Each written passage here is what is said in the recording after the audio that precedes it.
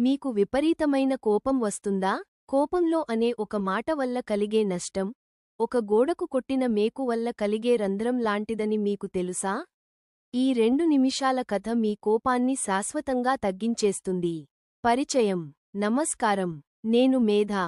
భాగ్య Balaji creations నుండి మేధా moral మరియు మోటివేషనల్ స్టోరీస్కి స్వాగతం.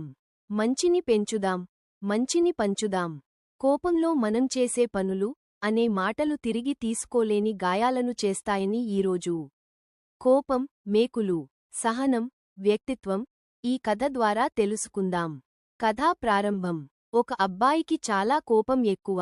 తండ్రి ఒక ఉపాయం ఆలోచించి అతనికి ఒక మేకుల సంచి ఇచ్చి, నీకు కోపం వచ్చిన ప్రతిసారి మన తోటలో ఉన్న చెక్క గోడకు ఒక మేకు కొట్టు అని చెప్పాడు.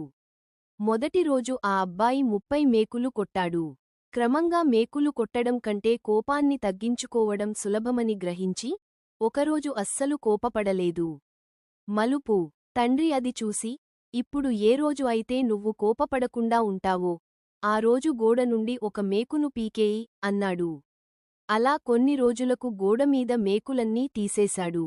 తండ్రి అతన్ని గోడ దగ్గరకు తీసుకెళ్లి ఇలా అన్నాడు, చూసావా నాన్నా, మేకులు తీసేసినా ఆ గోడకు పడిన రంధ్రాలు అలాగే ఉన్నాయి. ముగింపు. కోపంలో నువ్వు అనే మాటలు కూడా ఇలాగే ఎదుటివారి మనసులో మచ్చలను మిగిలిస్తాయి. నువ్వు తర్వాత సారీ చెప్పినా ఆ గాయం మాత్రం అలాగే ఉంటుంది. అందుకే కోపాన్ని అదుపులో ఉంచుకోవడం నేర్చుకో. ఆ అబ్బాయి తన తప్పు తెలుసుకున్నాడు. నీతి. కోపంలో అనే మాటలు వెనక్కి తీసుకోలేము. కత్తితో చేసిన గాయం కంటే మాటలతో చేసే గాయం చాలా లోతుగా ఉంటుంది. సహనమే అసలైన శక్తి.